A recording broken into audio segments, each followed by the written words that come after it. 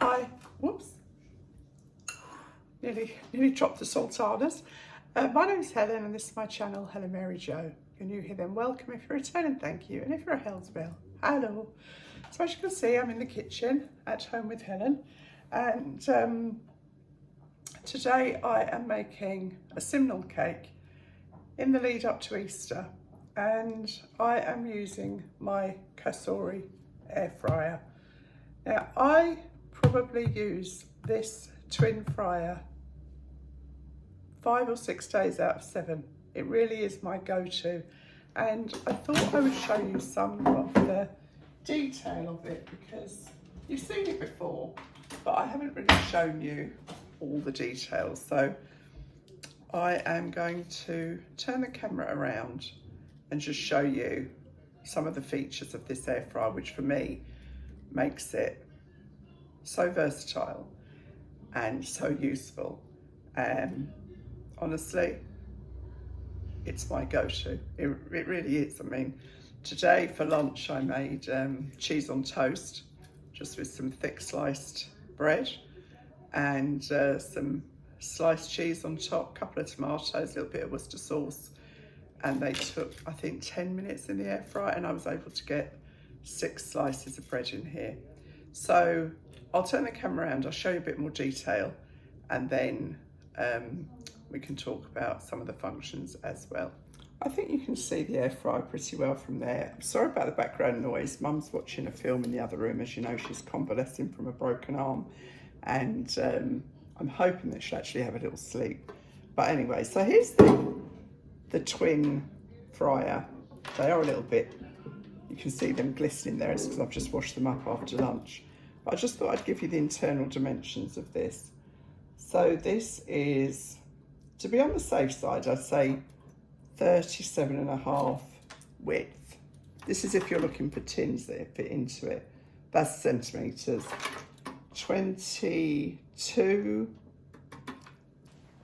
So yeah, the only thing to be aware of with the depth is there's these little nibs here that do take, if you want something that's the whole width. I mean, I managed to find this tin, which is perfect, but I wasn't able to find it again. I wanted to link it for you, but this fits in beautifully. And the internal dimensions of this are 29 inches, 29 centimetres by 17.5. But it has obviously got this lip on it as well. But I bought another tin, but it stopped it going in because of these little divider holders on the side.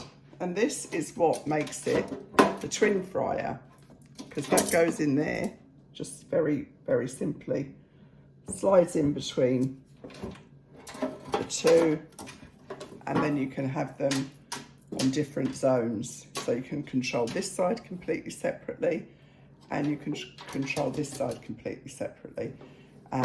Or when you take that out, it's what's called the grand zone. And I probably use this the most, actually. I did a roast chicken and potatoes in here the other day. We had some salmon en croûte, and I was able to get the 3 salmon en croûte in here and put the chips in here, and that all worked very well. So can you see? Yeah. So on here we have the on-off, and that gives you the temperatures. You've got zone 1, zone 2, grand zone, and then you've got air fry, roast, bake, grill, reheat, dry, and that's like dehydrate. Then you can go up and down with the controls of the temperature, and similarly with the time. Now, if you wanted zone 1, this will only be talking about zone 1, and then if you want zone 2 to be different, you put that on zone 2, and then you press go, and away it goes. Now, I'm using this tin, which is, I think this is a 7-inch tin. I hope so anyway. Yeah, that's a 7-inch tin, and that fits in there very, very easily for I can use this one if I'm making a bigger cake. And this is an 8-inch tin. And the only thing I have to be aware of with this one is that that is not the side, but you can see it fits an 8-inch tin in there, which is just brilliant. So yeah, that's what I'm going to be making my Simnel cake in today, which is just great. So I'm just going to turn it off. I'm going to get the ingredients together and then we'll make the Simnel cake.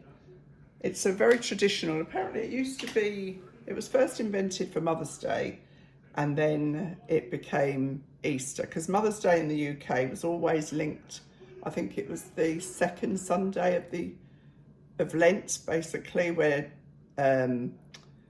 servants and maids were allowed to go home to their mothers for that particular Sunday.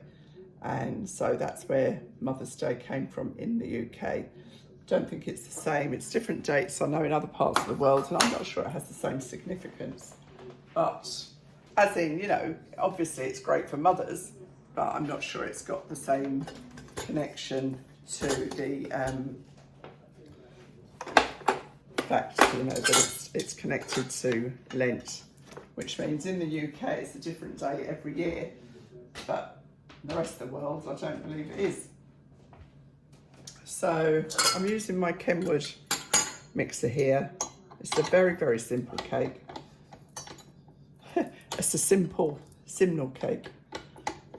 So make sure that's in properly.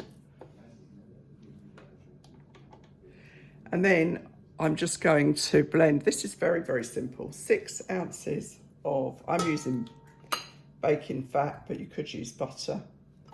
But I only use butter, I've said this before, I only use butter if you're going to taste what you've used. And for this, you certainly won't.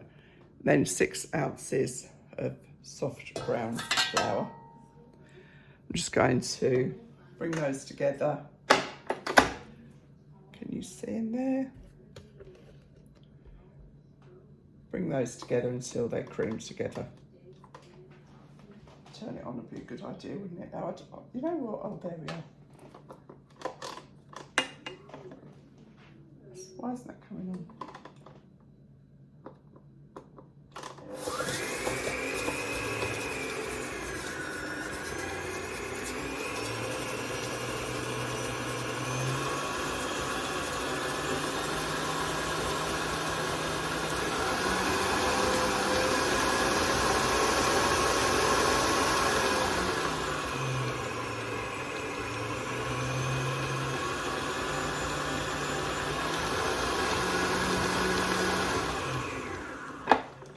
Push that down the sides to make sure it's all blended. I had my first Kenwood chef for, how long did I have it? About 44 years, I think. And then it started smoking, so I got rid of it, and then the kids bought me this one Christmas.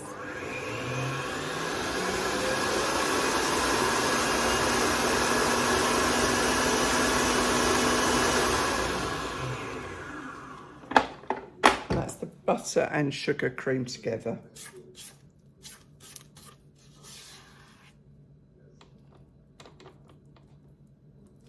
Again.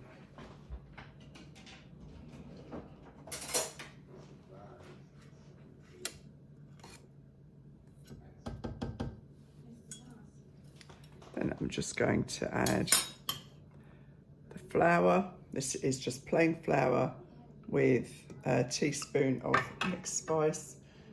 Basically, a Simnel cake is just a light fruit cake. I've got 3 eggs beaten together, 3 free-range eggs. I never use anything but free-range eggs. I don't know how anyone could, given what, you know, what happens to these chickens. And then you could have mixed peel in here, but I don't have any. So I'm just going to put some lemon zest in there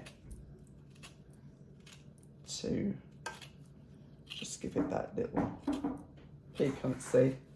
That was my son-in-law borrowing the jet wash So I've just added 6 ounces of plain flour with a teaspoon of mixed spice and then the 3 eggs. So I'm just going to bring those together lightly.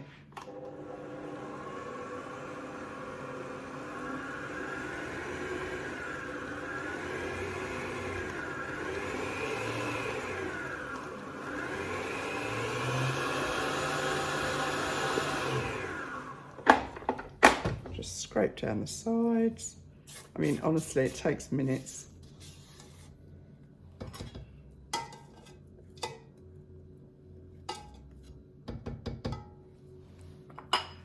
And then going to add 12 ounces of mixed dried fruit. Now, I've only got sultanas and raisins in here, but you could put any mix that you've got. This is just happens to be what I had in the store cupboard. I'm honestly just going to just pull those together, really, because you don't want to start squashing the fruit. And that's it. Now, the thing about a Simnel cake, if you haven't had it before, if you don't like marzipan, you're not going to like this cake because it's got a layer of marzipan in the middle. And then it's got the marzipan on the top with the 11 stones representing the apostles, because it's Easter. And then you just leave one blank space for Judas. It's just tradition. Don't have to do that, of course, but that is the tradition and that is what I do.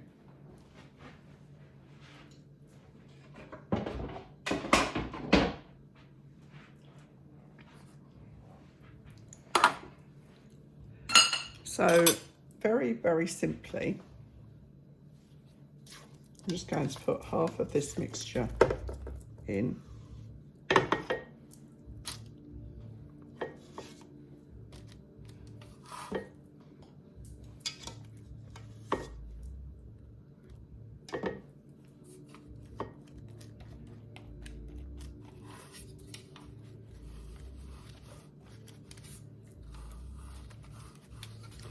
Just gently push it out. If I kind of push this too hard, it's going to move the baking parchment that's lining the bottom of the tin.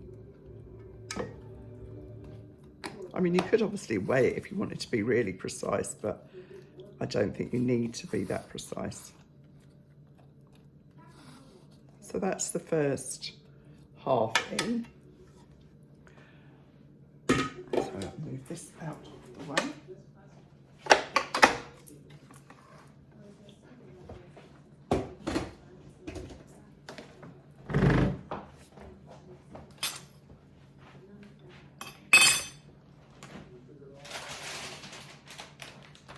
And then I am going to use an old cereal packet liner.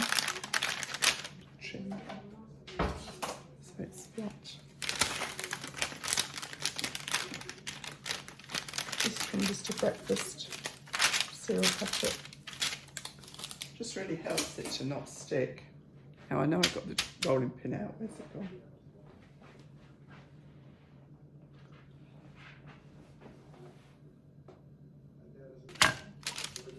This rolling pin used to belong to, I don't know if I've told you this before, Rob's brother, one of Rob's older brothers, who emigrated to Canada, and we weren't even married at that point.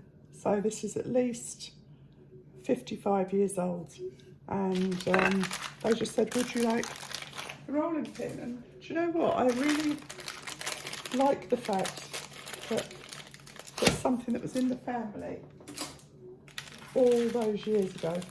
Now I'm not sure there's going to be enough marzipan here to do the top and the bottom of the cake, but the middle bit is what's important right now, and I can worry about, you know, I can buy another one if need be for the rest of it. So I'll see kind of how this goes. Just going to try and make that into a reasonable ball. I mean, this might have loads left, I don't know really. And then just started.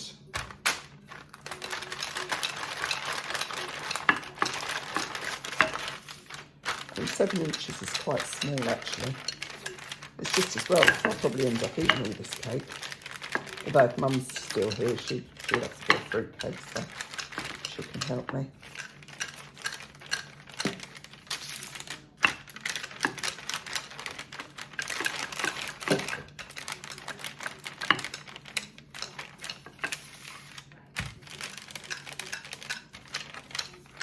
I like marzipan flavour, so that's fine by me.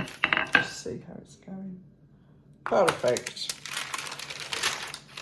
Just take that out. So it's a reasonably thick piece of marzipan. Just lay that in there, she says. And that kind of melts into the cake, but leaves a layer. It needs to be reasonably thick or it will just kind of disappear.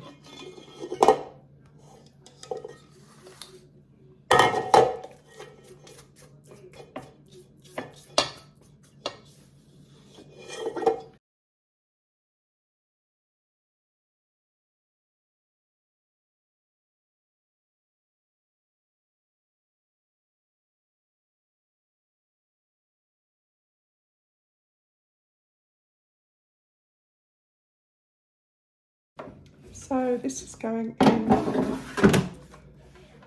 on obviously the ground zone, which is basically the whole thing. Has that gone now? There. Ground zone on 180 for an hour. And you know what, I'm going to do 50 minutes because I don't think it'll take all that long. It's not a very big cake. So there, that's the ground zone. I'm just doing it on air fry. I get the best results with that, and then off it goes. That's it. Could not be simpler.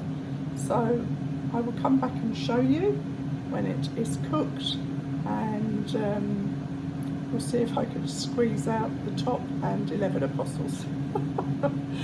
So see you when this is done. I thought while that's cooking I might as well see if I've got enough marzipan here, because I really don't want to buy another one just for decoration. Let's see how it goes.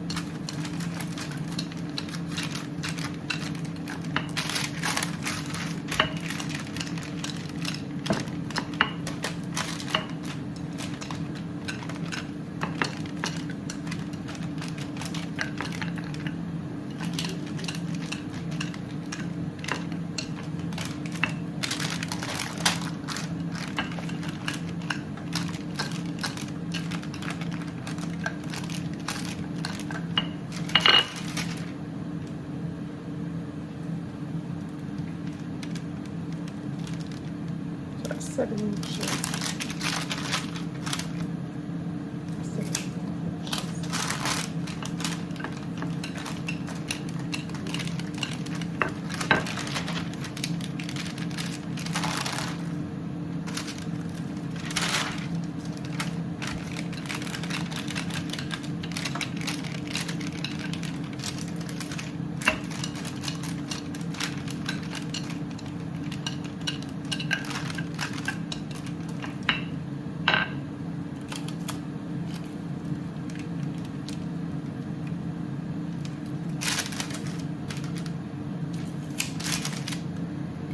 That is 8 inches, so by the time I've cut that down, I think I might get away with it. So I'm going to leave that there.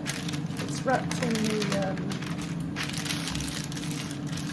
the cereal packet, so it won't dry out. And there it can stay until I am ready with the cake. So here we have the Simnel cake baked and it's only a small cake really, just 7 inches, but it's big enough. As I said, I'll probably eat it. And it should be apricot jam, but I don't have any. So I'm just using a little bit of marmalade with, preferably, this is homemade marmalade, mind you, without the pith skin in it. And I did manage to get enough marzipan for very slim apostles. So I've got the circle cut out here. I just used the base. I mean, it's actually quite a decent thickness. So I'm just going to lay that on the top. Just tilt this down. Lay that on the top of the cake. And then just using a teaspoon, just going to press in little indentations for the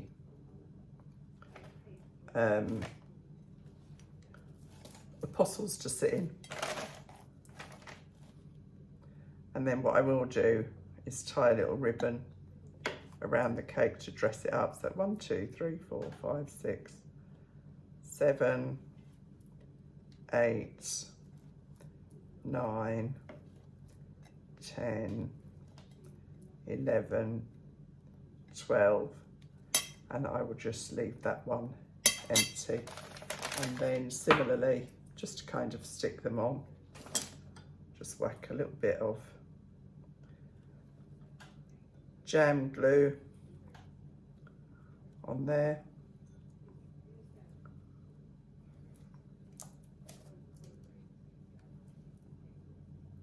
I love the tradition and the symbolism of this, you know. I don't think this will carry on, you know. Maybe it will for some people, but I can't see my girls ever doing this, to be completely honest with you. They're just, you know, just not who they are. Hang on, 1, 2, 3, 4, 5, 6, 7, 8, 9. Oh yeah. I thought I'd miscounted my apostles. God forbid. Right, so I'm just now going to go and get the icing sugar and the heat gun. So I thought I was filming, but I wasn't. So I've just sprinkled some icing sugar on here using my trusty icing shaker. And just use one of these. I got this one in Lidl. It's just a little flame thing, what they called cook's blowtorch. It's a very effective way of finishing off the cake. And there we have it. There's my Easter Simnel cake. I will tie a ribbon around it, and that's me done. Put that one side for Easter. Baked in my Cosori. Be without it. Perfect. So, if I can, I will do some more, there's Dolly. I will do some more baking prep for Easter, but you know my circumstances at the moment are a bit stretched, so we'll see. But I hope you've enjoyed it, and I'll see you really soon. Thanks for watching. Bye.